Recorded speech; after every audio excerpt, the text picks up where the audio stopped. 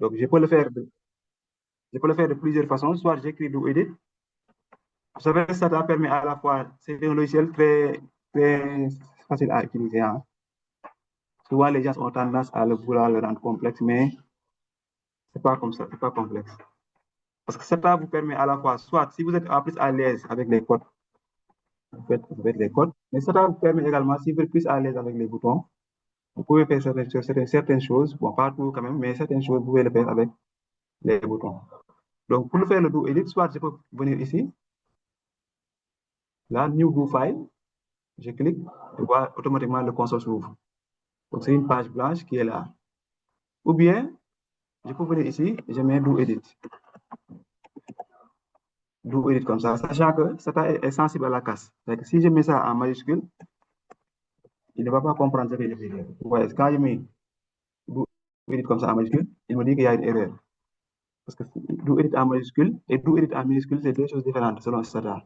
C'est ça qu'on appelle sensibilité à la casse. Donc, il faut bien savoir comment est-ce que les commandes sont en majuscule ou en minuscule. Donc, c'est en minuscule. Quand je mets do edit, voilà, il ouvre le console. Donc, je peux le faire avec une commande comme je peux le faire juste en cliquant sur le bouton ouvrir. Donc, je vais augmenter un peu. Donc, ce que je vais faire, je vais aller chercher.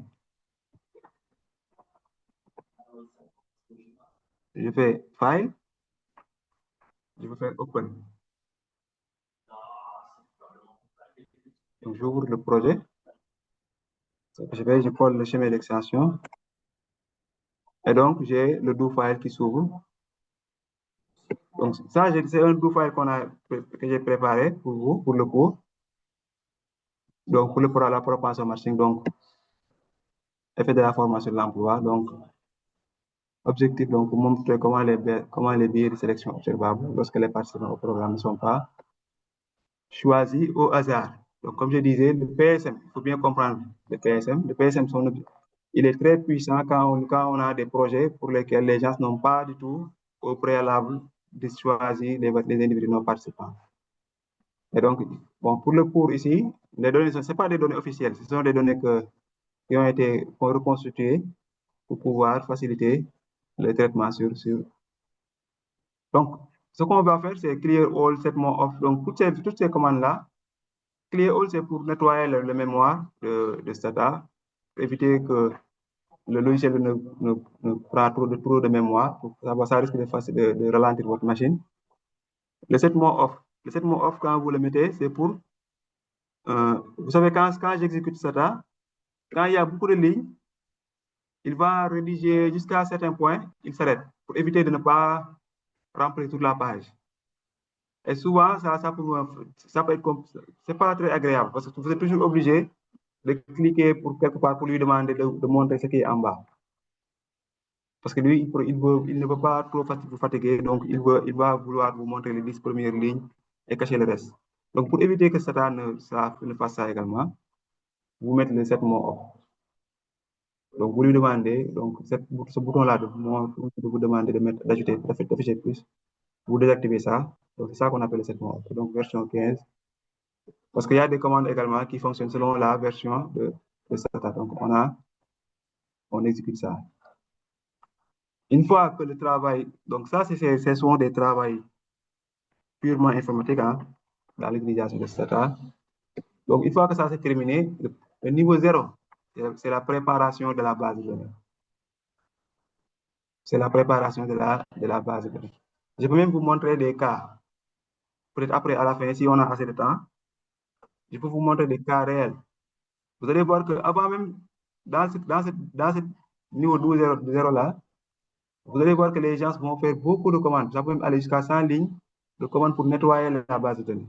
Bon, mais ici, on a déjà une base de données très jolie. Donc, en général, ça ne vient pas comme ça. Donc, ça ne vient pas comme ça. Parce que ça signifie quoi? Le global, c'est que une fois que votre base est bien nettoyée, traitée, tout est fait joli, vous l'avez enregistré quelque part, vous devez lui dire le dossier dans lequel vous avez mis la base. Donc, le dossier s'appelle comme ça. Donc, je copie juste le chemin d'extension. C'est ça que je peux ici. Donc, c'est-à-dire que demain, même si vous avez comment dire, si vous avez le do file, vous ne pourrez l'exécuter que si vous avez utilisé, si vous utilisez correctement comment on appelle ça encore? Si vous mettez votre chemin d'extension dans votre ordinateur. Et donc, quand je mets global, c'est que je crée un programme qui enregistre le nom du chemin d'extension. Donc, à chaque fois que, donc le global, c'est pour créer le programme. Le programme va s'appeler routes. Qu'est-ce que fait le programme? Le programme ne fait que enregistrer le chemin d'extension. Et donc, quand je mets cd $routes, c'est pour appeler le programme. Donc, c'est pour convoquer le chemin d'extension. Et vous voyez, là, donc ça maintenant connaît le dossier dans lequel je travaille. Donc, le dossier dans lequel la base de données se trouve. Il l'a déjà identifié dans ma machine. Donc, quand je fais import, je n'ai plus besoin, comme vous le faites dans les autres logiciels. L'avantage avec les logiciels comme StataR, l'avantage c'est qu'une fois que vous lui déclarez le dossier dans lequel vous travaillez, quand vous faites ouvrir, vous n'avez plus besoin de le faire ouvrir encore bureau, chercher le dossier, ouvrir le dossier, dans le dossier, le sous-dossier, ainsi de suite, jusqu'à trouver le fichier dont vous avez besoin. Non, non. Dès que vous lui donnez le dossier, donc tout le travail que vous faites, lui, il va le mettre automatiquement dans ce dossier. Et donc, il a géré le dossier. Donc, une fois le dossier est traité, souvent, c'est à ce moment-là que maintenant les gens, ils mettent tous les codes pour nettoyer la base. Donc, mais une fois que la base est bien nettoyée, on a notre base qui s'appelle PSM, tout ça, c'est cette base-là qui est en base CSV, elle est là, format sous fichier Excel. Donc, on a traité notre base, on l'a enregistré sous format CSV. Je peux l'ouvrir pour regarder.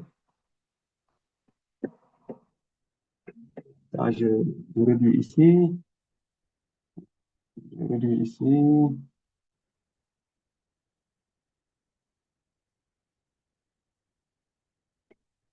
Ouais, je peux fermer ça également. Ouais, la base CSV vient comme ça. Bon, les bases CSV, c'est les bases condensées pour réduire la taille du fichier. Vous pouvez le transformer en mode Excel tableur. Vous allez juste la donner. Vous allez dans convertir. Et vous dites que le tableur ici, c'est la virgule. Ouais, Excel va comprendre, va tout remettre sous forme de tableau. Ouais, là, il décompresse tout le fichier et le remet en format tableau. Donc,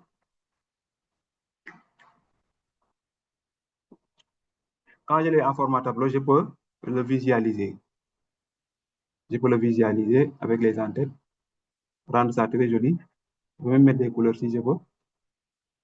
Ça, comme ça, c'est plus facile à présenter à des partenaires pour que vous puissiez vous accorder sur le tableau que vous avez. Donc, vous avez dans notre base, on a l'idée. L'idée, c'est l'identifiant des individus. Chaque individu a un identifiant. On a combien? 900. On avait dit qu'il y avait 900 jeunes qui avaient été enquêtés, dont les 34% ont bénéficié du projet. Et donc, une fois que vous avez l'identifiant des 900, vous avez la région. Donc, zone urbaine, si c'est 1, c'est zone urbaine. 0, c'est zone non urbaine. Vous voyez que ici, tout à l'heure, quelqu'un posait la question. L'âge est obtenu et donné en mode continu. Ils ont donné carrément l'âge, pas des intervalles, mais l'âge carrément. Le sexe, s'il s'agit d'une femme ou non. Si c'est 1, c'est femme. Si c'est 0, c'est homme. Alors, le niveau d'étude également. Donc, vous voyez le niveau d'étude. Donc, ça, c'est les libellés. Donc, si c'est 2, c'est supérieur. Si c'est 0, c'est primaire. Si c'est 1, c'est secondaire. 0 primaire, 1 secondaire et 2, c'est supérieur. Peut-être que la formation a été accordée à des gens, à des individus, à des jeunes qui ont fait l'école. Donc, l'éducation, vous voyez que là, vous avez vu toutes les. La distance, par exemple, vous voyez, c'est donné en distance, c'est pas donné en intervalle également. De même que la taille. Vous voyez que dans notre base, on a des variables qui sont des données qualitatives sous forme de modalité. Et comme il y a des variables qui sont données sous forme continue, avec des variables qui sont des variables quantitatives. Donc, vous avez vos variables emploi qui sont là. Est-ce que l'individu est en emploi? Oui, c'est 1, 0, c'est non. Le revenu, donc, avant, c'est ça. Emploi avant, revenu avant. Et là également, vous avez dans la base le revenu après la formation, ainsi que le revenu, l'emploi après la formation. Donc, lui, par exemple, il était en emploi avant la formation. Après la formation, il est toujours en emploi. Vous avez vu quelqu'un, lui, par exemple, il était en formation. Après la formation, même, il n'est plus en emploi. Mais, ouais. De la même façon, également, vous allez trouver des individus qui n'étaient pas en emploi avant la formation, mais après la formation, qui ont un emploi. Et lié, donc, dans le cadre de cette base de données, nous, on veut mesurer l'impact de la formation. Voici le revenu. Vous voyez que le revenu, par exemple, le revenu de cet individu-là, il était de 83 000. Après la formation, il est passé à 143 000. 6 mois après. Donc, après, l'idée, c'est de faire le travail, tout ça, pour véritablement. Maintenant, on va revenir. Donc, une fois qu'on a cette base-là, on va revenir sur tout ça. Donc, on ramène notre base de données à sa situation initiale pour ne pas trop modifier. Parce que si vous le modifiez, vous devez changer la méthode d'importation. LSX, donc il faut mettre import Excel. Puisqu'on a une donnée, il faut regarder dans Stata. Souvent, si vous avez des problèmes, Stata n'est pas compliqué, comme je l'ai dit. Vous venez dans la commande help, vous mettez help et vous mettez la commande import. Quand vous mettez comme ça va vous donner toute la documentation sur comment utiliser cette commande-là. Vous avez même une version PDF pour vous expliquer. Mais ça, on ne va pas, c'est pas un cours de Stata, donc je ne vais pas m'attarder sur ça. Donc, une fois qu'on a fait ça, on importe notre base.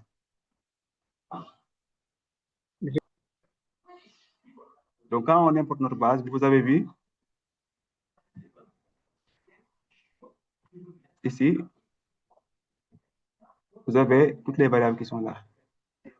Les libellés, les noms de toutes les variables. Mais il n'y a pas encore les libellés. Il faut mettre les libellés. Donc, ouais, là, on est en train de préparer notre base. Parce qu'une base comme ça, si vous devez être une équipe pour travailler sur ça, c'est très compliqué. Quelqu'un qui voit ça, il peut ne pas savoir que ça, c'est... Qu'est-ce qu'il y a dedans? De la même façon que je l'avais ouvert tout à l'heure sur Excel, une fois que je l'ai importé sur Stata également, je peux le visualiser. C'est simple, je viens ici, je clique, vous voyez, Stata me donne le tableau.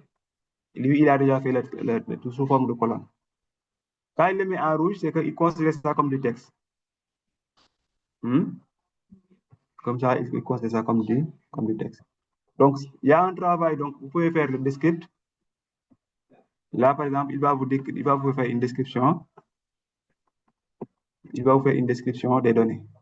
Comme ici, par exemple, il va vous décrire, donc il y a combien de variables, combien d'observations, quels sont les noms des variables, comment ils ont été stockés, est-ce qu'ils ont été stockés sous forme de nombre, sous forme de texte, et ainsi de suite.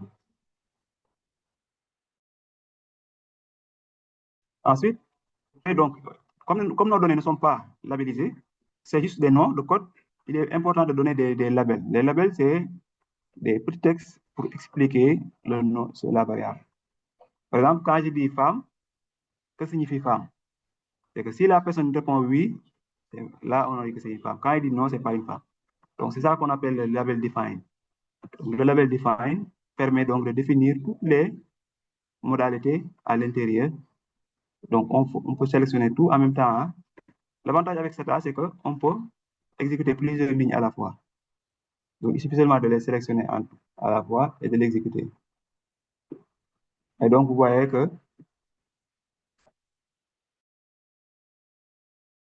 Donc, si je me tape, par exemple, femme, vous voyez que là, il me met oui.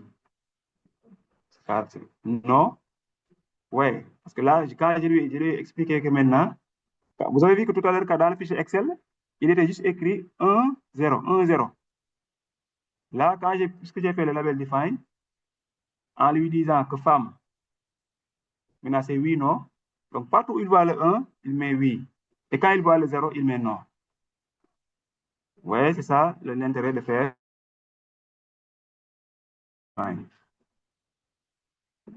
Et donc, une fois que c'est fait, vous faites save. Pour maintenant, là, vous quittez votre base de données format Excel en une base de données format DTA qui est le format standard des bases de données dans Stata. Donc, une fois que c'est tout le travail de traitement, de préparation est fait, là, on rentre maintenant dans le vif du sujet, l'évaluation d'impact. Donc, maintenant, la première chose, c'est tout à l'heure. Vous voyez, là, on est en train de reprendre le PowerPoint. Je reprends le PowerPoint étape par étape. La première chose, c'est quoi la question d'évaluation? La formation augmente-t-elle la probabilité d'avoir c'est la formation? Et ma variable outcome, c'est l'emploi. C'est que si le jeune a un emploi à 6 mois après. J'identifie le problème. Les jeunes ne sont pas forcément comparables aux jeunes non formés parce qu'il faut avoir des différences de caractéristiques dans les autres covariables. Donc, j'identifie tout ça avant de commencer mon traitement. Donc, qu'est-ce que je fais? Je fais d'abord les statistiques descriptives. Donc, les statistiques descriptives qu'on a les faire. Donc, quand je me tape tabulate, tab formation, c'est la commande qui permet de faire un tableau de la variable formation. Donc, quand je me tabulate,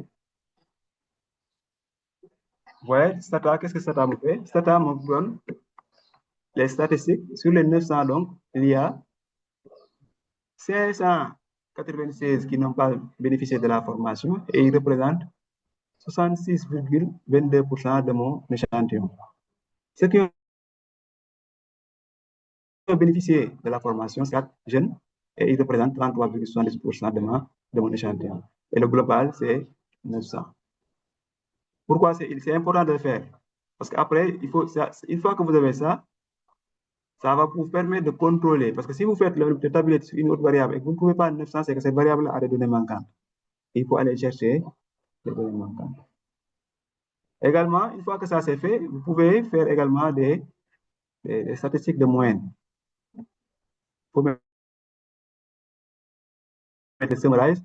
Le summarize, donc, ça permet de calculer la moyenne de l'âge dans mon échantillon.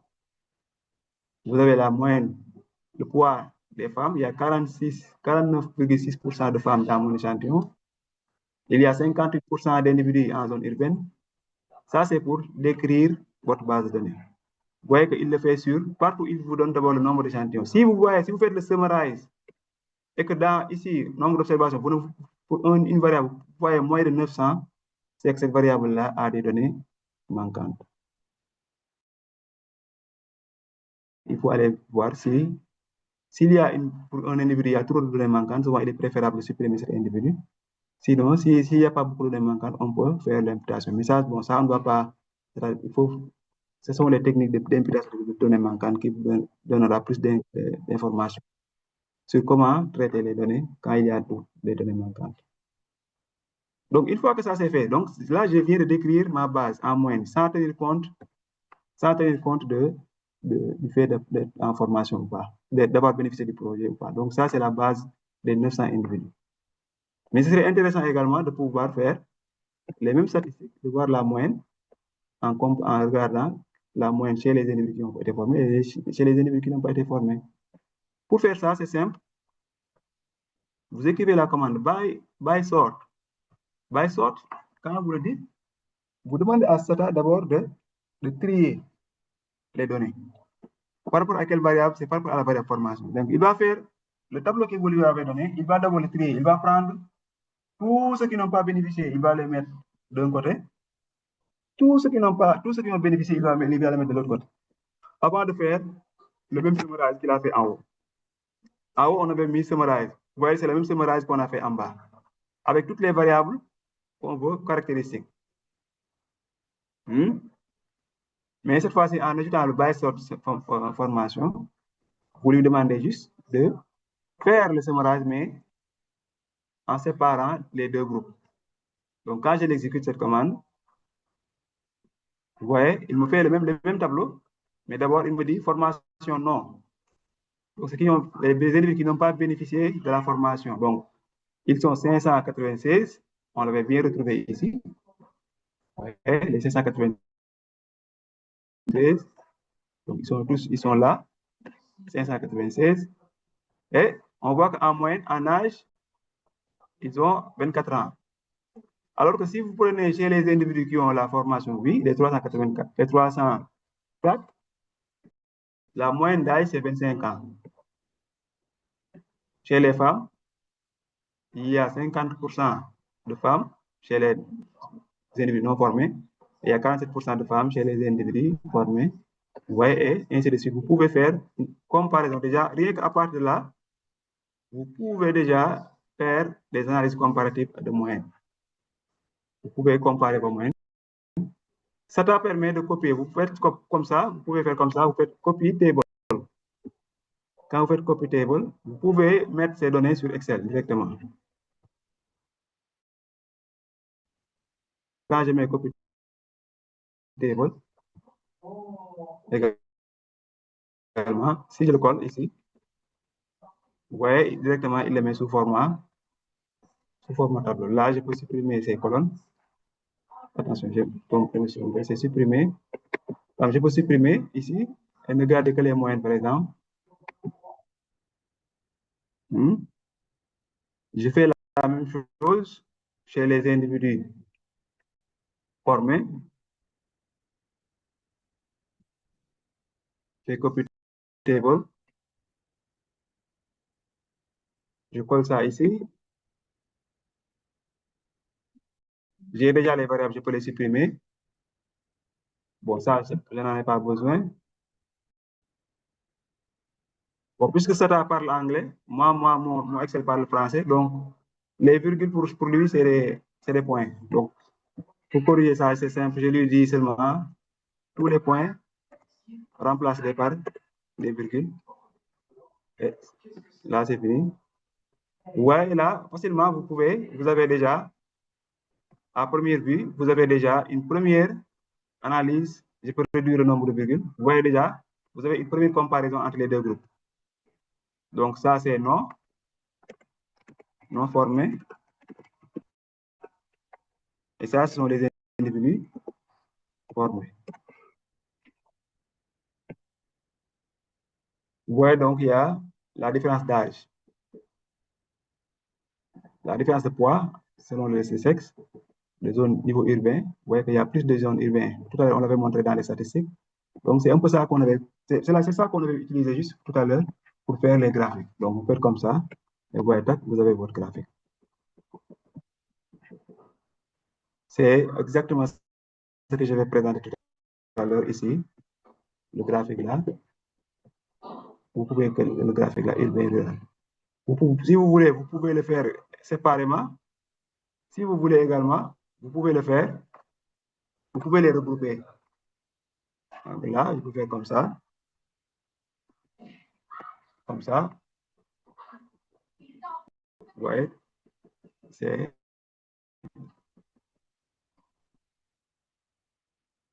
Bon, je n'ai qu'à pour enlever les problèmes de charge, j'enlève si j'enlève âge. Vous voyez. Vous voyez que là, rapidement, j'ai fait mes statistiques. Donc, tout à l'heure, dans notre tableau, par exemple, on n'avait pas les femmes, on avait juste gardé urbain rural, éducation, tout ça. Donc, vous voyez, c'est le même graphique là qu'on a reproduire. Donc, c'est comme ça qu'on reproduit tous les graphiques directement à partir de cette commande-là. Donc, une fois que on peut même faire tout ça, ce sont des statistiques descriptives, donc tel que c'était présenté dans le PowerPoint. L'idée, c'est les statistiques descriptives vous permettent de justifier le choix le choix de la méthode.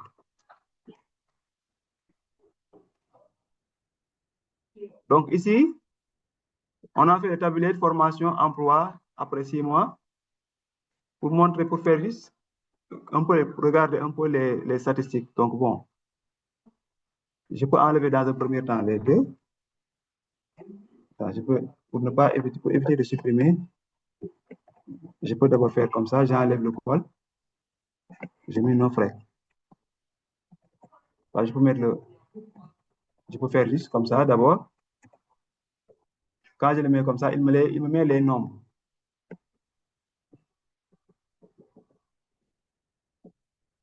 Donc, parmi ceux qui ont participé, les 393, parmi ceux qui ont participé, il y a, donc, parmi les 396 qui n'ont pas participé à la formation, 372 hein, ne sont pas en emploi après la formation. Et seulement 224 sont en formation après la formation. Parmi ceux qui ont dit oui, ceux qui ont participé à la formation, 121 n'étaient pas en emploi avant la formation et 183 étaient en emploi après la formation. Si vous voulez, vous pouvez, au lieu de l'avoir en nombre, vous pouvez avoir ça en pourcentage. Vous mettez école et vous mettez nos frais pour enlever les chiffres.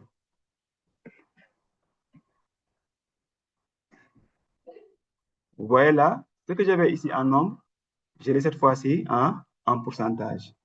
Donc, c'est-à-dire, parmi ceux qui ont fait, ceux qui n'ont pas suivi, parmi ceux qui ont un emploi après la formation, ouais, 74, 75%, 24% ont, ceux qui ont un emploi 6 mois après la formation, 24% ont subi la formation. Mais après la formation, vous voyez que le nombre a un peu augmenté. En emploi, voilà. Je peux faire en colonne, ce n'est pas très pertinent, c'est plus pertinent quand je le prends en ligne. Ça va permettre de mieux comparer. Là, vous voyez, il calcule le pourcentage cette fois-ci. Au lieu de le calculer comme ça en vertical, il va le calculer en horizontal. La somme des horizontales va te donner ça. Donc, qu'est-ce que ça signifie? Donc, parmi ceux qui n'ont pas fait la formation, 61,42% n'avaient pas d'emploi et 37% ont un emploi après la formation. Tandis que chez ceux qui ont eu la formation, 30% n'ont pas eu d'emploi après la formation, tandis que 60,20% ont eu un emploi après la formation. Donc, ces statistiques descriptives-là, toujours quand vous terminez, vous pouvez, pour vous faciliter, simplifier la vie, vous pouvez juste faire comme ça. Vous copy table, vous le collez dans votre SATA, dans votre Excel, et vous pouvez avoir des graphiques très jolis avec Excel. Parce que les graphiques avec SATA ne sont pas très jolis. Surtout quand il s'agit de présenter des documents officiels. Donc, ça, c'est la partie statistique descriptive. Pour montrer que il y a des différences de caractéristiques, mais bien avant la mise en œuvre du programme. Donc, on va aller maintenant, une fois qu'on a fait les statistiques descriptives pour montrer les différentes caractéristiques, on peut maintenant directement aller vers la comparaison naïve pour montrer que, étant donné ces différences, il y a forcément une différence en termes de revenus. Qu'est-ce qu'on fait? On fait le t-test. Le t-test, c'est le test qui permet de voir est-ce qu'en moyenne, il y a un écart significatif en termes d'accès à l'emploi après 6 mois. C'est le test de moyenne. C'est le test de personnes, je pense. Donc, quand vous le mettez en œuvre, cet ami va vous donner le nom. Donc, ouais, j'ai fait le t-test. Le t-test, qu'est-ce qu'il fait? Regardez, il calcule la moyenne, le poids des individus qui sont en formation, qui sont en emploi après 6 mois, après la formation. Donc, ceux qui n'ont pas bénéficié de la formation, il y a 57%, on l'avait montré ici, les 37%, autant pour moi, c'est ça, vous voyez. 37,58%, on l'avait retrouvé ici lorsqu'on avait fait la moyenne là-bas. Donc, il y a 37,58% d'individus qui sont en emploi après 6 mois. Parmi ceux qui ont bénéficié de la formation, les 60%, il y a 60,19%, 20% qui sont en emploi après la formation. Donc, CETA va calculer les deux moyennes. Donc, c'est les poids des individus ayant un emploi après la formation, après 6 mois après le projet. Il fait ça, ensuite il calcule la différence. Il calcule la différence ici. Donc, quand c'est combiné, ça c'est la moyenne globale de l'échantillon, formé comme non formé. Mais quand là, c'est la différence, il calcule, il fait les 60,20% moins 37,58%. Ça, il le rapporte à l'écart type et ça va lui donner une statistique test. Et cette statistique test-là, il va le comparer par rapport au t-test là, qui est là. Et donc, si c'est le t-test, donc comment lire le tableau? Il faut d'abord lire le t-test selon la différence par rapport à 0. Si ce test-là est significatif, ça montre que la différence est significative. Il faut regarder juste la statistique au milieu. On voit que la statistique donne 0,0000. Donc, la statistique est significativement différente de 0 à un seuil de 1% même. 5% encore, 10%. Donc, tous les seuils, quel que soit le seuil, c'est significatif. Parce que si c'est inférieur à 0,05, ça signifie que c'est significatif à 5%. Si c'est inférieur à 0,001, ça signifie que c'est significatif à 1%. Significatif, ça signifie quoi? Que cette différence-là est significativement différente de 0. C'est ce qu'il a écrit ici. Donc, quand vous voyez point d'interrogation égal, ça signifie différent. Quand c'est égal, ça signifie égal. Donc, quand vous voyez ici, différent de 0, le t-test nous dit, la probabilité de test nous dit que c'est, même à un seuil de 1%, cette différence-là est significativement différente de 0. Donc, c'est une différence qui est là. Donc, ça montre qu'il y a un écart en termes d'accès à l'emploi 6 mois après entre ceux qui ont bénéficié de la formation et ceux qui n'ont pas bénéficié de la formation, pris globalement. On peut le faire comme ça. Ça, c'est l'exemple avec la méthode du t-test. On peut même faire la même chose. Vous savez que les statistiques de test, c'est presque la même chose que les statistiques de régression. C'est la même chose. Faire une régression et faire un test de différence de moyenne, c'est presque la même chose. Pour ceux qui ont de bonnes bases en économétrie, ils connaissent cette équivalence. Par exemple, je fais la régression. Vous allez voir que je vais trouver mon paramètre va être exactement les 22,6%, exactement égal à mon écart ici. Vous voyez, quand vous faites une régression, en réalité, vous ne faites que capter l'écart entre les moyennes. C'est ça qu'on nous apprend en économétrie. L'économétrie, les coefficients en réalité ne sont que les écarts en termes de moyenne. Parce que quand vous faites l'économétrie, quand vous calculez le coefficient, vous ne faites que inverser les matrices. Donc, c'est la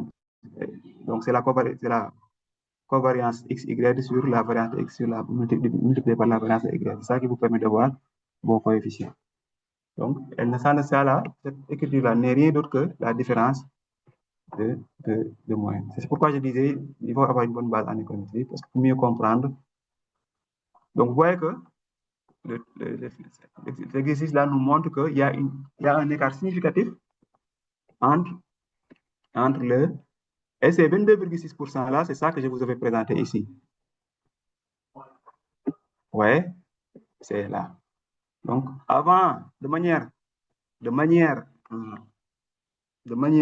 intuitive, de manière naïve, quand on regarde de manière globale, il y a un écart de 22,6% de pourcentage de différence en termes d'accès à l'emploi. C'est ça qu'on vient de calculer ici, 22,6. Donc, si on le rapporte en pourcentage, on a 22,6. C'est clair? Donc, on passe maintenant, vous voyez, donc l'interprétation, c'est le coefficient. Donc, c'est ce que je disais dans la présentation ici. ce que je vais montrer ici. On peut faire la même chose pour le revenu, pour faire la comparaison également. Donc, vous avez vu, quand il prend les individus qui n'ont pas bénéficié, il calcule le revenu après 6 mois après le projet. Il calcule la moyenne des individus qui ont bénéficié du projet 6 mois après le projet. Et ensuite, il fait la différence. Donc, 7 000 moins 10, ça lui donne les 26 000. Donc, ça signifie que ceux qui ont bénéficié du projet ont revenu le revenu est supérieur par rapport à ceux qui n'ont pas bénéficié du projet de 26 120 francs. Et c'est ça que vous avez vu ici. C'est clair? Donc, vous pouvez avoir le même chiffre, vous pouvez le mettre de deux façons. Vous pouvez le faire également par une régression. Donc, quand vous faites une régression également, vous allez retrouver les 26 120. Donc, vous avez votre variable dépendante, c'est le revenu. Les variables explicatives, c'est la formation plus la constante. Et donc, les 28 120, donc, vous donne le coefficient, ou bien le niveau d'écart brut, entre les bénéficiaires et les non-bénéficiaires du projet. Donc, ça, on a fait notre comparaison naïve. La prochaine étape maintenant, c'est au lieu de comparer les bénéficiaires avec tous les non-bénéficiaires de manière naïve, cette fois-ci, on ne va pas faire ça. On va prendre tous les bénéficiaires. Alors, pour chaque bénéficiaire, on va essayer de trouver un individu qui lui ressemble. Donc, on va filtrer les non-bénéficiaires en moyenne aux individus qui ont bénéficié du projet. Donc, on va filtrer les non-bénéficiaires pour ne garder que les individus qui n'ont pas bénéficié, mais qui ressemblent aux individus du projet. Et à ce moment-là, on pourra voir est-ce que l'effet, on va avoir toujours le même effet. S'il y a toujours le même effet, on dira que donc l'ensemble de l'effet est lié au projet. Si l'effet est plus petit, là, on se dira que c'est seulement cette partie-là qui est liée à l'effet du projet. Donc, on n'est pas véritablement encore arrivé au PSM. Ici, pourquoi on a fait ça? Ça, c'est ça qu'on appelle une régression contrôlée. C'est avec la régression que j'ai fait ici. J'ai juste fait régression emploi, formation et je me suis arrêté là. Pourquoi j'ai fait ça? C'est pour avoir une comparaison naïve, brute. Là maintenant, je fais une régression en ajoutant d'autres variables. C'est ça qu'on appelle régression contrôlée. Parce que quand vous ajoutez des variables, chaque variable qui rentre va capter l'effet lié à l'âge. Si met l'âge, par exemple, l'âge va venir capter l'effet lié à l'âge. Femme va venir capter lié au sexe, et ainsi de suite. Pourquoi a priori de savoir est-ce que à quel type de résultat on s'attend? C'est bon de le faire parce que économétriquement parlant, ceux qui connaissent bien le principe économétrique, vous voyez que quand j'ajoute des variables, vous voyez qu'il y a des variables qui vont être significatives et puis qui vont capter des effets. Et vous voyez que les 26 que j'avais initialement, les 22,61, quand j'ajoute d'autres variables, ça se réduit. On passe de 0,26 à 0,12. Ça signifie qu'en réalité, qu'est-ce que ça me montre? Ça me montre a priori, c'est que là, le modèle, c'est ce que je viens me dire. C'est comme si quelqu'un qui vient me donner un petit indice à l'oreille là, pour me dire, de toute façon, quel que soit ce que tu vas trouver, ton évaluation d'impact va te montrer que toute cette différence-là n'est pas liée au projet. Donc ça, c'est une technique que les gens utilisent. C'est une technique économétrique que bon, parce que ça peut vous permettre de. C'est pas obligatoire. Vous n'êtes pas obligé de le faire, mais ça vous permet d'anticiper sur la nature de vos résultats. Avec l'expérience, vous allez avoir plusieurs techniques. C'est comme les maçons expérimentés. Ou bien ils ont des techniques qui leur permettent, même avant de finir le chantier, de savoir a priori en combien de temps ils vont finir tout ça. Donc ça, ce sont des petites techniques qu'on fait. Donc en faisant des régressions, tu ajoutes d'autres variables pour voir si je les ajoute, est-ce que je vais toujours maintenir l'écart global que j'avais initialement. Donc ces deux salles, c'est un peu ça qu'on ça sert ici. Regardez, même quand j'exécute ici, je vais trouver moins de 26 000, parce que je vais avoir juste 17 260. Ça signifie déjà donc, a priori, je sais que les 26 000 là, tous les 26 000 ne sont pas liés, même si je ne les présente pas. Ces résultats-là, je le garde pour moi. Je ne le montre pas. Mais je sais que tous les 26 000 ne sont pas liés au projet. S'il y a quelque chose qui est lié au projet, ça va être moins que 26 000. Et je le sais juste en faisant mes deux régressions comme ça. Mais l'idée c'est maintenant d'aller vers le PSM pour là maintenant confirmer que ces résultats-là que j'ai obtenus sont vrais. S'il n'y a pas de questions, on peut, jusque-là, on peut continuer. Parce que là maintenant, la prochaine étape, on rentre dans le PSM.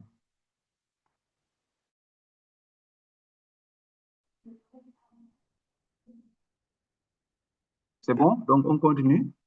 Donc, maintenant, on rentre dans la propension score matching. Donc, la propension score matching, donc la première chose à faire, on estime le score de propension.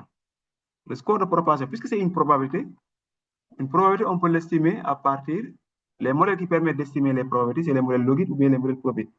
Donc là, vous avez la liberté de choisir. On ne vous impose pas. Vous pouvez, si vous êtes plus à l'aise avec probabilité, vous pouvez être probabilité. Si vous êtes plus à l'aise avec logique, vous pouvez être logique. De toute façon, les économètres ont démontré que même les deux approches vont donner a priori les. Donc, c'est pas ça, c'est l'approche manuelle. Après, je vais vous montrer qu'il y a d'autres commandes sur Stata qui permettent de faire ça de manière pas manuelle. Donc, la première chose à faire, c'est estimer le score. Donc, au lieu de comparer les individus sur l'âge, le sexe, l'éducation, tout ça, je calcule juste la probabilité de participer à la formation, sachant ces caractéristiques-là. Donc, je l'estime. Une fois estimé, j'ai mon login. Ce qui m'intéresse, ce n'est pas les coefficients ou bien les résultats de mon login. Ce n'est pas ça qui m'intéresse. Je ne vais pas m'attarder sur les résultats. Ce qui m'intéresse, c'est la probabilité. Qu'est-ce que j'ai fait? Je demande à Stata de récupérer la probabilité estimée pour chaque individu. Ça, la fonction predict. Parce qu'une fois que j'ai fait une régression, la commande predict les paramètres qui sont liés à mon modèle. Parce que quand je fais un modèle, il y a plusieurs choses. Il y a les variables estimées, il y a les résidus, tout ça, avec predict, je peux les récupérer. Quand je dis predict, je vais récupérer quoi? La probabilité PR. Si j'avais mis predict, virgule, résidu, je dis à Stata, récupère-moi les résidus de l'équation. Mais là, je veux juste récupérer la probabilité estimée. Donc, cette probabilité estimée-là, je lui dis récupère-le et nomme-le P-score. Donc, il va créer une nouvelle colonne, une nouvelle variable qui s'appelle P-score, dans laquelle il va stocker la probabilité prédite pour chaque individu. Donc, quand je le fais comme ça, prédit comme ça, vous voyez que il va le générer. Et quand je retourne dans ma base, ici, vous voyez, il apparaît ici. Il l'a créé. Et donc, il crée la variable P-score et je peux même labelliser cette variable-là, ça s'appelle le score de propension estimé. Je le prédis, je le labellise pour dire que pour un population de score estimé. Donc, une fois que ça c'est fait, je peux même faire comme tout à l'heure, calculer la moyenne, regarder est-ce que c'est fait pour tout le monde, regarder tout ça. Je peux même faire le summarize, tout ça, pour voir comment la variable est estimée. Ouais, c'est tous les 900 ont leur clé. En plus, l'avantage ici, je l'ai même, quand je mets détail, c'est pour qu'il me donne ça sous format quintile. Donc, il y a les quintiles les plus faibles, ils ont 0,7. Ensuite, il y a ceux qui ont 0,12. Parce que la probabilité, c'est une variable qui varie entre 0 et 1. Donc, une fois que ça c'est fait, donc là, je connais maintenant les individus, le score de propension. Donc, ce score de propension tout à l'heure, comme j'ai dit, permet de comparer les individus. Donc, si j'ai un individu qui a bénéficié du programme, qui a un score de propension, par exemple, de 0,07, pour le comparer, j'ai juste besoin de chercher un individu qui n'a pas bénéficié du programme, mais qui a un score de propagation de 0,07. Si j'ai un individu qui n'a pas bénéficié du programme, mais qui a un score de propagation de 0,07, je dis que cet individu-là, il est comparable avec mon individu qui a bénéficié du programme, et je le retiens. Et je retiens cet individu-là comme jumeau. Et ainsi, je fais ça comme ça. Donc, je regarde le score de propagation de tous les individus qui ont bénéficié du programme, et j'essaie de trouver des individus qui ont le même score de propagation, et je les garde. Et tous les autres individus qui n'ont pas le même score de propagation et qui n'ont pas bénéficié du programme, je ne les retiens pas dans ma base de données. C'est pourquoi on peut faire des tests pour regarder les autres. Ça, c'est juste pour regarder. Ça, c'est juste par curiosité. On peut même sauter ça. Pour trier, regarder les valeurs extrêmes. Je peux sauter ça. Maintenant, c'est là où ça devient intéressant, le support commun. Je pense que M. Ndiaye est revenu sur ça, le support commun. Le support commun revient à ce que je disais tantôt. J'ai des individus qui ont bénéficié du programme. Et je peux trouver des individus qui leur sont identiques sur tous les points. Donc, je cherche des individus qui ont les mêmes scores de propagation. Donc, pour ça, il faut que les deux supports se superposent. Donc, pour ça, il faut que je regarde. J'ai les deux indicateurs pour les bénéficiaires comme pour les non-bénéficiaires. Je peux faire un graphique pour regarder comment les deux scores de propagation se superposent. Donc, je mets histogramme, p-score, donc ma variable p-score. Ça, c'est juste une commande pour faire des histogrammes. Avant de vous montrer. Donc, la commande là permet de faire l'histogramme de p-score, mais je lui demande de le faire par groupe. Donc, by formation. Il va faire un histogramme pour les individus qui ont bénéficié de la formation et un histogramme pour ceux qui n'ont pas bénéficié de la formation. Et là, c'est juste pour mettre le titre. Donc, le titre des histogrammes, c'est ça. Bon, ça, ce sont des paramètres pour définir la taille des histogrammes. Donc, quand je regarde l'histogramme, donc voici comment est distribué le score de propagation chez les individus qui n'ont pas bénéficié du programme. Et voici comment c'est distribué le score de propagation chez les individus qui ont bénéficié du programme. Vous voyez que pour ici, de ici là, 0, presque 0,8 à 6, à presque 7. On a également, si je viens ici, 0,8 à 6 à 7, j'ai des individus qui ont des scores de propagation identiques, qui ont des scores de propagation autour de 0,8 à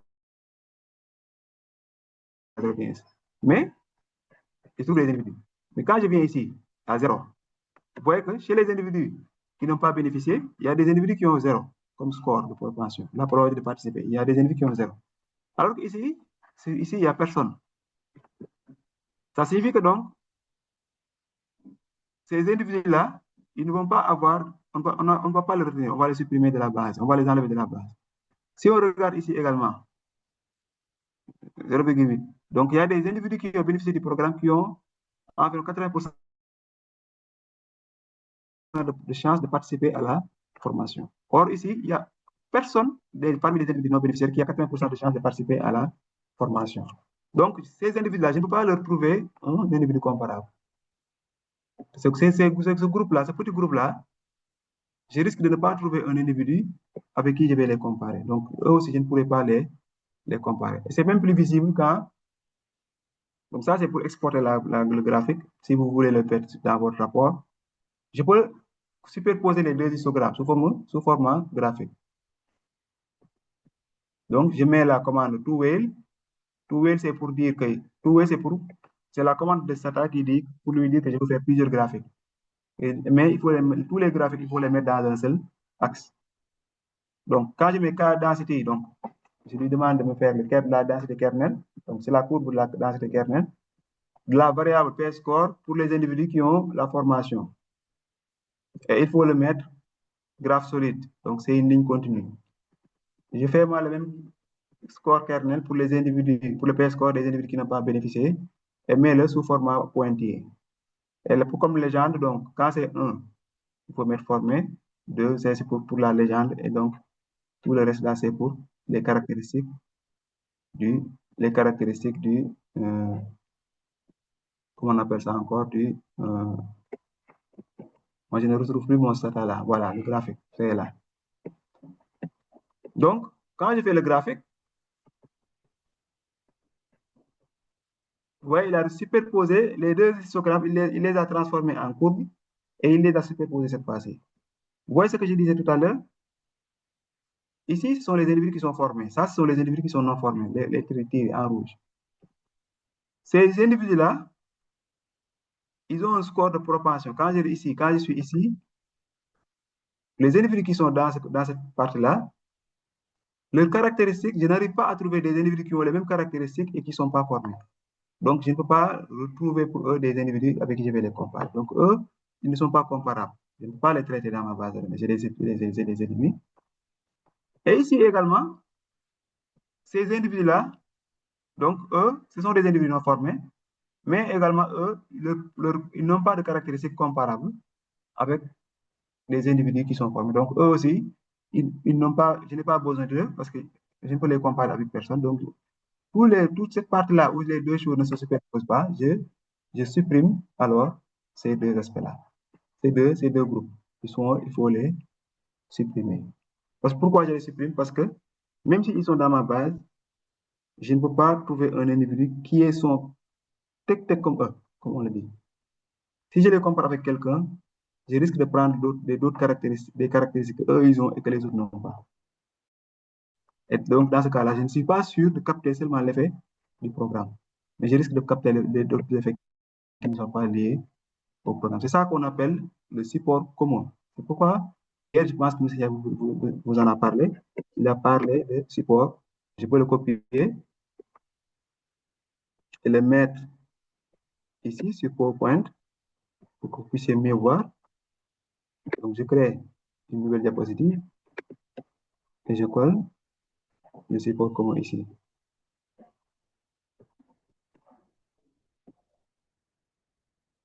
Et donc, vous voyez que je peux faire un comme ça. Donc, vous voyez que ce groupe-là,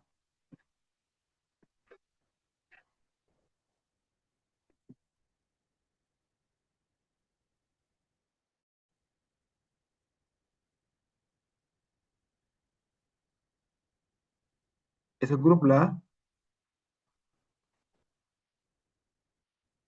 attention.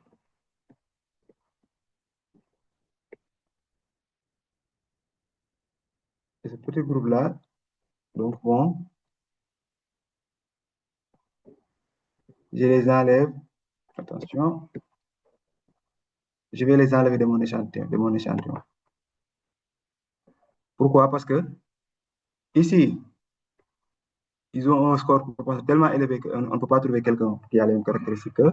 Ici, ils ont un score de proportion tellement faible qu'on ne peut pas trouver un qui a les mêmes caractéristiques que. Donc, je les enlève de la base. Et une fois que c'est terminé, donc, là, j'ai maintenant les individus avec qui ils ont les mêmes proportions. Donc, le fait d'avoir ça permet donc à Stata, à chaque fois que il prend un individu, il va aller chercher un autre individu qui a le même score de proportion pour le comparer, pour faire la différence. Il ne va pas faire moins des individus qui ont bénéficié du programme, moins des individus qui n'ont pas bénéficié. Non, non, Stata ne va plus faire ça. Là, je viens de lui donner un score de proportion. Qu'est-ce que Stata va faire?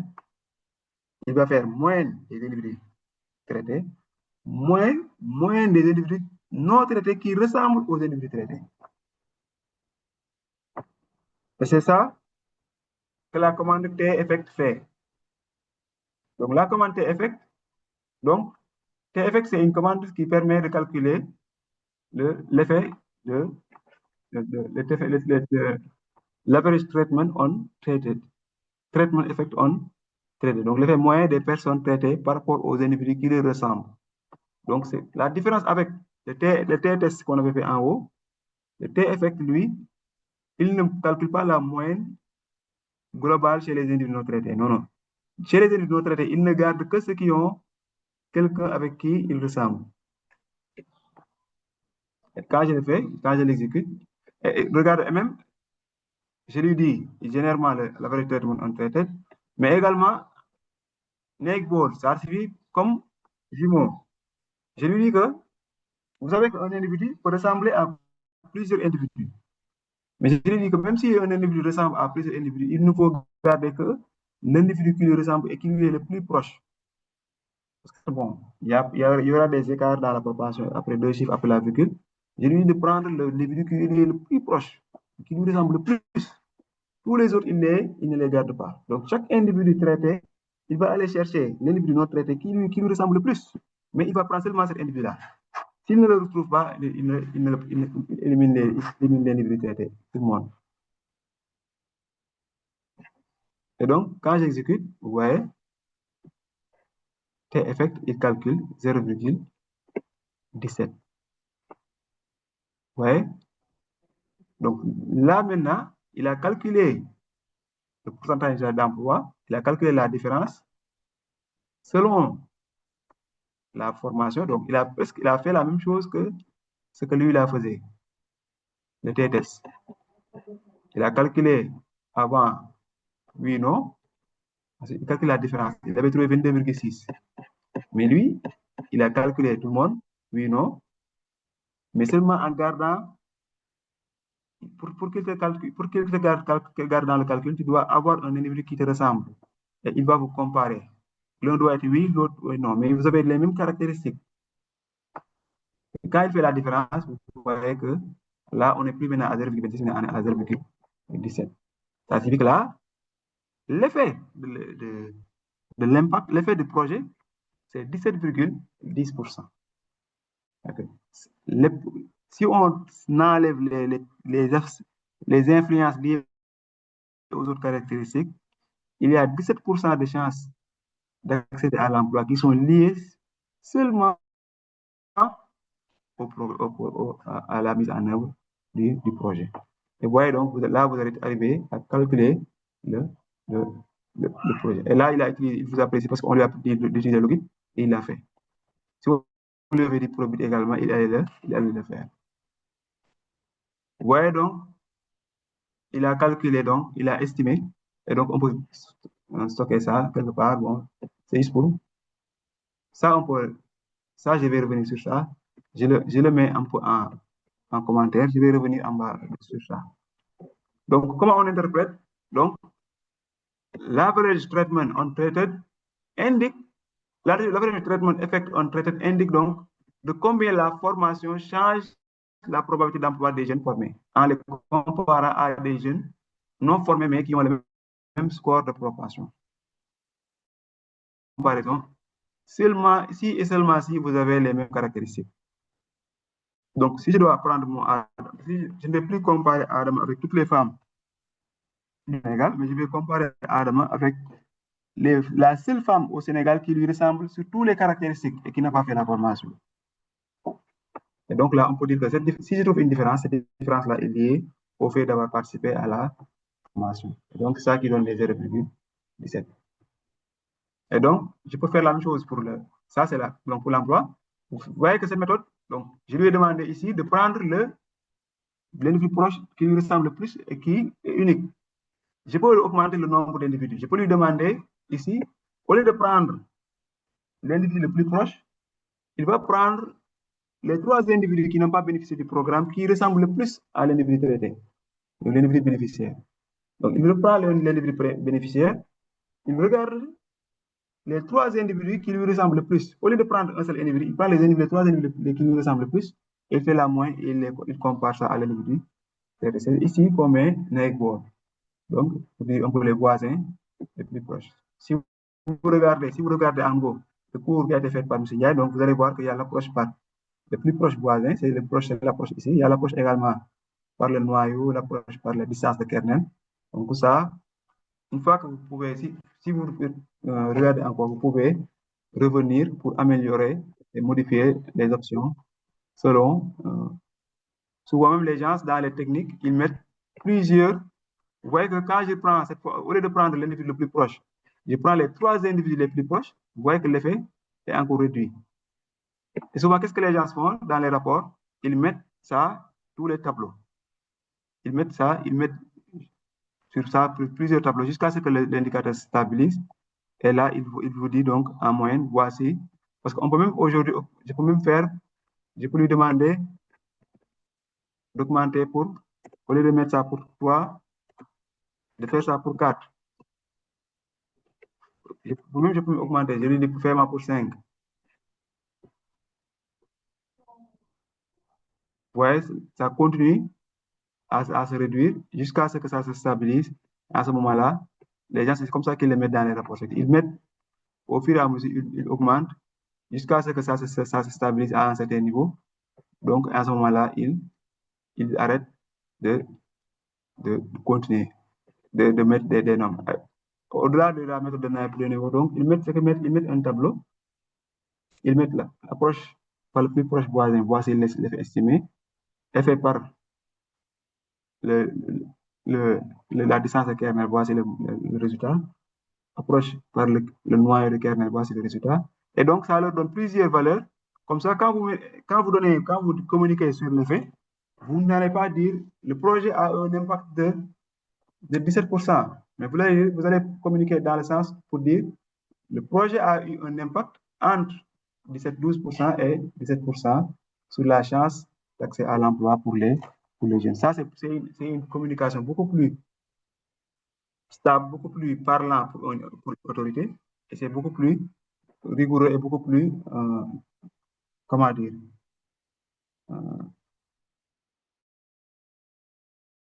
sécuritaire. Et vous vous sécurisez même, vous sécurisez, parce que quelqu'un d'autre peut faire le même travail ailleurs, trouver un chiffre, même si c'est un peu le même principe que les intervalles de confiance que vous avez ici. Vous arrivez à donner votre indicateur, vous ne pas communiquer sur la valeur moyenne, mais vous allez communiquer sur l'intervalle de confiance. Mon effet, l'impact varie entre temps et tant de pourcents sur la chance de participer à l'emploi. Et donc, ensuite, vous stockez. L'idée, pourquoi on stocke, c'est pour qu'après, vous puissiez avoir quelque part pour pouvoir mettre tous les éléments là. Souvent, on le fait parce qu'une fois qu'on finit, on demande à Stata de ressortir tous les indicateurs sous forme de ce tableau. Et là, on le copie et on le colle dans notre rapport. Mais on ne s'arrête pas à ça. On a fait les tests. On a fait sortir l'effet, l'impact. Il faut contrôler est-ce que Stata a bien contrôlé est-ce que notre base d'analyse a été bien contrôlée. C'est-à-dire que, est-ce qu'aujourd'hui, après le traitement, après avoir pris les individus, est-ce qu'on a comparé les individus avec des individus qui leur ressemblent spécifiquement?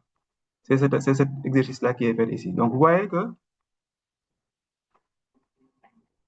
dans notre base initiale, on avait 900 individus. Ça, c'est notre base initiale, base brute. On avait 304 individus qui ont bénéficié du programme. On a 586 individus qui n'ont pas bénéficié du programme. Après traitement, on a les 304 individus qui ont bénéficié du programme. Mais Stata ne les a pas comparés avec les 586. Il les a comparés avec les 304 individus qui les ressemblent. Vous voyez?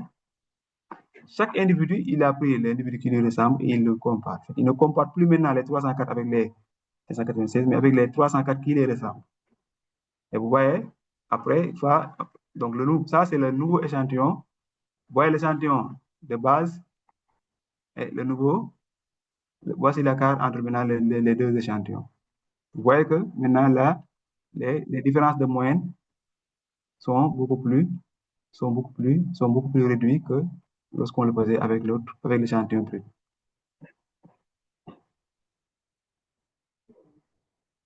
Par exemple, et là, on peut faire même comme tout à l'heure, vous voyez, on peut faire des balance plots pour montrer, pour regarder comment, après traitement, les choses se sont améliorées. Parce que là, est-ce qu'il y a eu des améliorations significatives dans le traitement par rapport à après le matching. Donc, tout ça, c'est pour contrôler, pour regarder la qualité du traitement.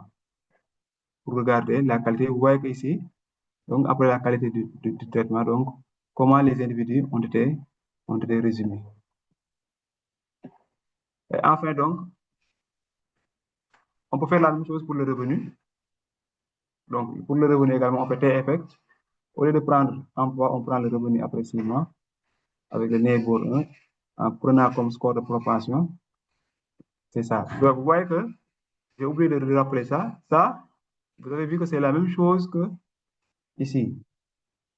C'est la même chose que le logit qu'on a tourné. C'est le logit là, on a copié pour le coller ici.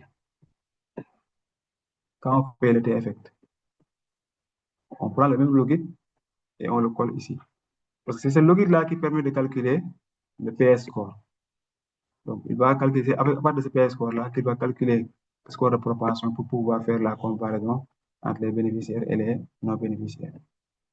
Donc, ça, ouais, donc on voit que au lieu de 26 000, il n'y a que 18 285 francs qui sont véritablement liés au programme. Et on peut le faire de la même façon qu'on avait fait tout à l'heure avec l'emploi. On peut augmenter ou réduire le nombre de voisins pour regarder comment ça affecte les résultats. Vous voyez qu'avec le revenu, c'est moins sensible quand on augmente le nombre de voisins. C'est là, même en réduisant, on est à 18 777 francs CFA. Donc, ça stabilise très vite. Et donc, on peut faire. Donc, vous voyez, donc une fois ça, c'est terminé. Donc, vous avez terminé votre PSM. Vous pouvez sortir vos résultats, faire vos interprétations et faire des résultats. Maintenant, ça ne se limite pas à ça. Ce que je disais tout tantôt, vous pouvez faire des tests de sensibilité. C'est un peu les exercices. Si vous récupérez les codes, vous pouvez essayer de tenter de faire ces exercices-là. Ces exercices-là, c'est pour faire des tests de sensibilité. Vous pouvez, parce qu'on a fait plusieurs indicateurs comme des covariants pour comparer les individus. Vous pouvez enlever certains covariants et essayer de voir est-ce que ça, en les enlevant, est-ce qu'on garde toujours le même niveau d'effet pour voir est-ce que les caractères de comparaison, parce que ça vous permet de contrôler la qualité de vos variables de caractéristiques de comparaison pour voir est-ce que c'est exhaustif ou pas. Est-ce qu'il ne faut pas ajouter d'autres caractéristiques pour améliorer la comparabilité entre les individus, ou bien est-ce qu'il ne faudrait pas enlever certaines covariantes pour améliorer la comparabilité entre les individus. J'ai dit tout à l'heure, j'ai dit par exemple, souvent vous pouvez ajouter par exemple la variable capacité à préparer le repas. Est-ce que c'est pertinent de le garder? Peut-être qu'en l'enlevant, vos résultats deviennent beaucoup plus robustes, donc il faut l'enlever. Ou bien il faut ajouter d'autres variables. Peut-être qu'on n'a pas pris en compte le sexe du chef de ménage ou bien le niveau d'études du chef de ménage qui peut influencer le niveau d'apprentissage de l'élève. Donc, tout ça, essayer d'ajouter au fur et à mesure, ajouter des variables ou enlever des variables pour pouvoir vérifier la qualité. Vous pouvez refaire ce que j'ai fait tout à l'heure, ça je l'ai déjà fait tout à l'heure, je vous ai montré. Vous pouvez augmenter le nombre de voisins à 5 pour voir est-ce que le résultat va rester toujours stable. Si le résultat n'est pas toujours stable, continuez à augmenter jusqu'à ce que ça se stabilise. Et quand ça se stabilise, c'est à ce moment-là que vous avez une indication sur comment l'effet peut changer selon le nombre de voisins que vous prenez. Vous pouvez également estimer les revenus et donc sur le revenu, donc l'effet sur le revenu comparé avec l'effet sur l'emploi. Et enfin, donc, vous pouvez également analyser seulement pour les jeunes urbains. Vous pouvez faire le même exercice, mais en demandant à Stata de garder seulement les individus qui sont en monte dans la zone urbaine. Seulement les individus qui sont dans la zone urbaine. Et ça, dans ce cas-là, vous voyez clairement que si je dois faire ça, je suis obligé dans mon équation logique d'enlever la variable urbaine. Parce que quand je garde seulement les individus qui sont dans la zone urbaine, cette variable-là, elle va prendre la valeur 1 pour tout le monde. Donc, si je fais un logit sur ça, ça va risque de m'envoyer un message d'erreur pour me dire qu'il y a un problème comment on appelle ça encore, de covariance. Parce que la variable ne varie pas selon les individus.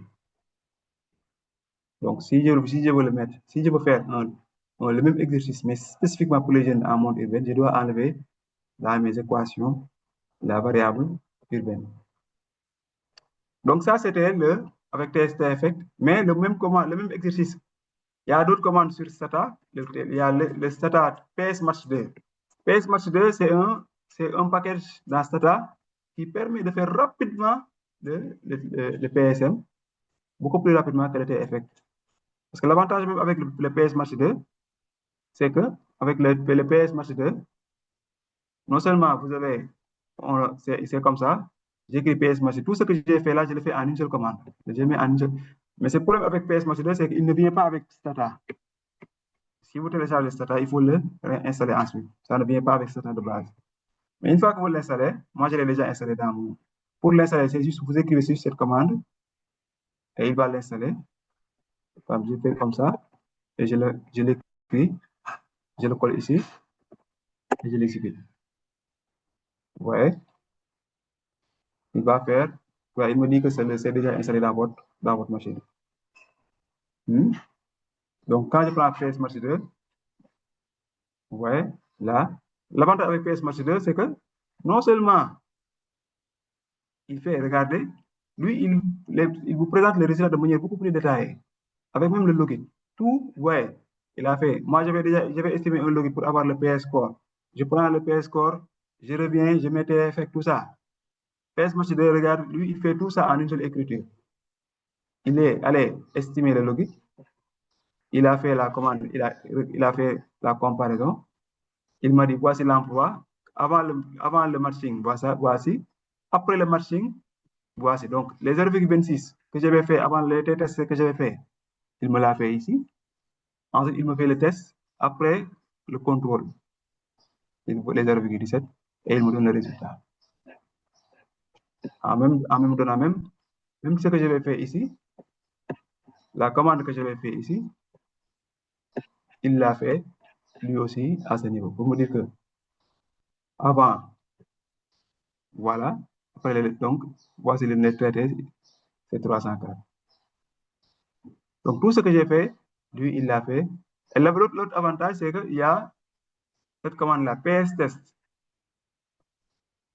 PS test, tout à l'heure, dans l'exercice, je vous avais demandé d'augmenter des variables, d'enlever des variables, tout ça. Dans PS Match 2, la commande PS test, lui, c'est une commande qui me permet même de faire le test pour contrôler est-ce que j'ai bien. C'est que je n'ai pas besoin d'ajouter des variables pour vérifier est-ce que c'est bon ou pas.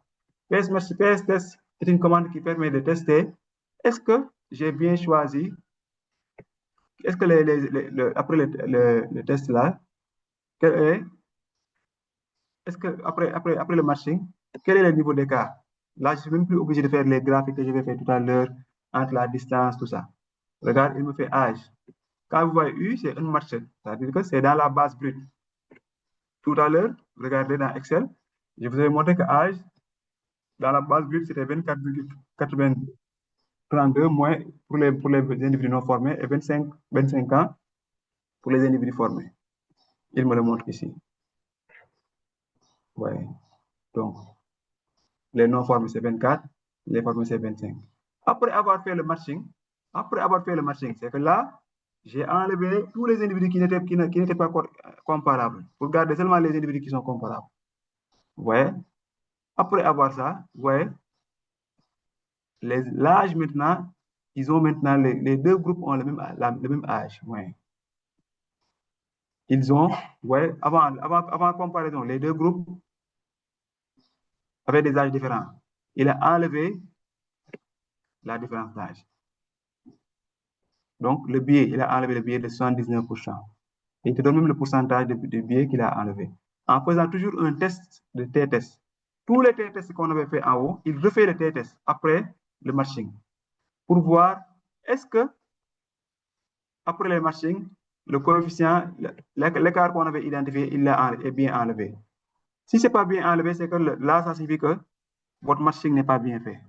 Mais si c'est le t-test, le P là, vous voyez que le coefficient n'est plus significatif, le coefficient est nul maintenant, ça signifie qu'il a enlevé l'écart lié à l'âge. Il a trouvé des individus qui ont exactement le même âge, qui ont bénéficié du programme, avec des individus qui n'ont pas bénéficié du programme, mais qui ont le même âge que les autres. Pour le sexe, on était à 47%, 50%. Il est allé chercher des individus qui ont en moyenne la même proportion en termes par rapport au sexe. Donc, les deux groupes, statistiquement parlant, vous voyez que le test montre que la différence est nulle. Donc, les deux groupes ont statistiquement parlant la même proportion de femmes. Donc, même âge, même proportion de femmes. Éducation secondaire, contrôle, c'est nul. Ils ont le même niveau secondaire, ils ont le même niveau supérieur, ils ont le même niveau de vie en zone urbaine, ainsi de suite, ainsi de suite. Qu'est-ce que ça signifie que là, maintenant, on a comparé deux groupes qui ont statistiquement parlant les mêmes caractéristiques. La seule différence, c'est que l'un a bénéficié, l'autre n'a pas bénéficié du programme. Et donc, le test global montre que les deux groupes ont statistiquement parlant les mêmes caractéristiques. Avant, les tests étaient significatifs pour la plupart des indicateurs, ce qui montrait les différentes caractéristiques. Après le matching, on a réussi à éliminer l'effet lié aux autres caractéristiques pour ne garder que l'effet lié à la participation à la formation. Et donc, quand on fait les tests, là, on voit que on a 0,17. Et l'avantage avec ce PS Match 2, c'est que lui-même, il est beaucoup plus robuste. Déjà, le résultat qu'il donne est beaucoup plus confiant. Donc, on peut déjà avoir assez confiance à l'effet 0,17. Ça signifie que sur la probabilité de participer à l'emploi, le fait de participer au programme améliore la chance de participer de 17%. Donc, sur les 26%, les 17% sont liés à l'effet, peuvent être affectés à l'effet du programme. Et on peut faire la même chose avec le niveau de revenu. Il suffit seulement, dans ce cas, de changer là où vous avez mis emploi, ici, vous changez ça par revenu et vous avez le, je peux le faire pour que vous regardez.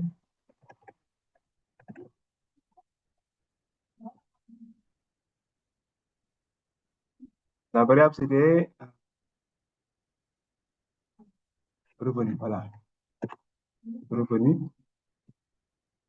6 mois. Ah non, je copie tout ça. Ouais, et ici, les 26 120. Donc, il a fait le même travail.